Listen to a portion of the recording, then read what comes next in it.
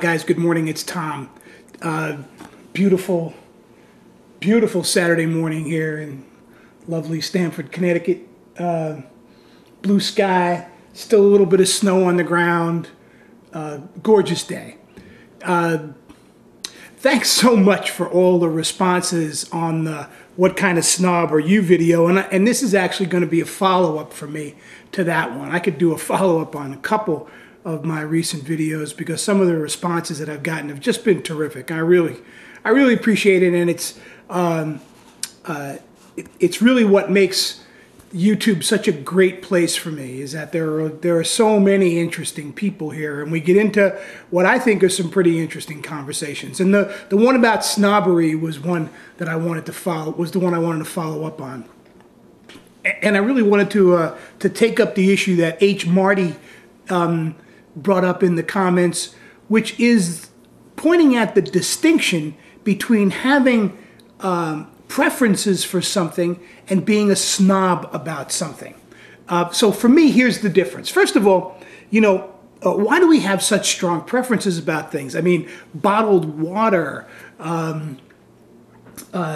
ringtones. Dr. Lemur has a preference as a snob. He's a ringtone snob. Whoever would have thought somebody would be a ringtone snob? Well, what that says is that obviously it's possible to be a snob about anything. Now, I think that's a kind of a distinction. In the past, we equated, I think, snobbery with a certain kind of a class sort of distinction. It was supposed to be, and Billy Biggin did this in his video response, kind of the nose in the air. The aristocrats were supposed to be the ones who were snobs, not the movie. Come on, that were supposed to be the snobs, and that the working people, the what used to be called never mind. The working class people, the everyday people, we were never snobs. It was only the upper class who were snobs.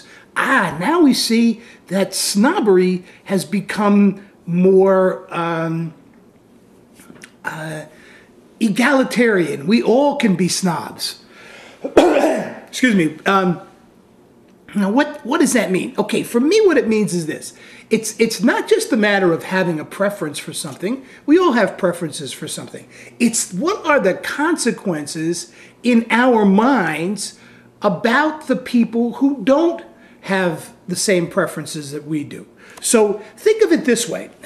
I think it was Pink Dragon who kind of was a little confused about the question and was kind of having a hard time getting into it. And I responded to her and I said, it's sort of like, every object, and not just objects, everything around us now has a story wrapped around it, right? It's got a story that has either been created or aided by marketing. In most instances, marketing tries to take objects and wrap stories about them. Look, I've got this notebook, right? This is a notebook that many people call a moleskin. I'm a snob because I know it has a kind of an Italian heritage, so it's actually moleschina, but it has a K in it, which means it's not legitimately Italian.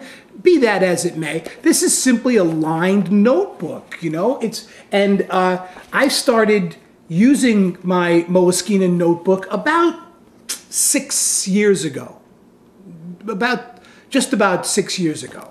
Now, since that time, and nobody used Moleschina notebooks at the time, right? They were very obscure. I started using them. I introduced them to some friends of mine. They started using them. And suddenly the Moleschina notebook has become a very, very chic, popular item. It's sort of like, here's the story part. First of all, they tell you a story about this notebook because they tell you that this was a notebook. They actually include the story in with the notebook, and they include the story in, let's see, how many languages?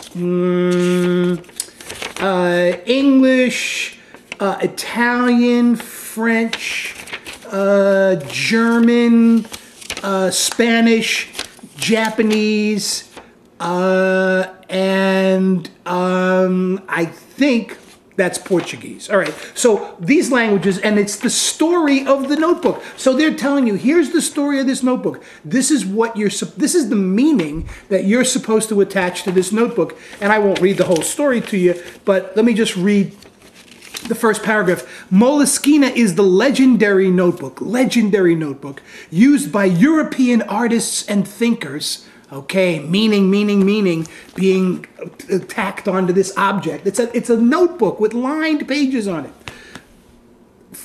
For the past 2 centuries, from Van Gogh to Picasso, from Ernest Hemingway to Bruce Chatwin. Now, I don't know who Bruce Chatwin is, but I guess I'm supposed to because I own the notebook. This trusty pocket-sized travel companion held sketches, notes, stories, and ideas before they were turned into famous images or pages of beloved books. Okay, so that's the story that they want to wrap around this object, right? Attachment with Picasso. I have this notebook. Ernest Hemingway had this notebook. Ergo, right? Me and Ernie, we're soul brothers. We're together. Now, when I see someone who is carrying a Moleskine notebook, certainly when I saw someone back in the day, back in the Moleskine day, back in 2001 and 2002, I thought, oh man, there's a kindred spirit. There's somebody just like me. Now I see somebody with a Moleskine notebook and I go, oh yeah, there's somebody who's like got in on the Moleskine thing. But we still have an affinity because we have this kind of notebook. Now, if I see somebody with another kind of notebook, so let's say, for argument's sake, I'm a notebook snob. I'm a Moleskine notebook snob. Now, really the test of whether or not I'm a snob is what happens when I see somebody who's carrying another kind of notebook. And let's go back to the American Idol and to the NASCAR and to the Walmart examples. Fill in the blank of this kind of just fill in the blank. People who shop at Walmart are. People who shop at Target are. Now, as you complete those sentences, you begin to get a sense of the stories that are the placeholders in your thinking for those brands. And by extension, the people who are associated with those brands, therefore partake in that story. So the snobbery part, I think, comes in when we start to make very powerful attributions about the personal characteristics and lives and life stories of people who are using those brands, who carry these kinds of objects, who have certain kinds of ringtones, who use certain kinds of computers and operating systems and all sorts of things. So anyway, I just wanted to get into that a little bit further because you guys came up with some terrific examples. And I think this is an important aspect of our modern lives because marketing and stories are everywhere in our lives. And those of us who think that we are immune to marketing and to stories and that we don't respond to those things, I think we have to think again because these are pervasive aspects of modern culture and modern life. So thanks again a whole lot and have a great weekend and see you soon. Bye-bye.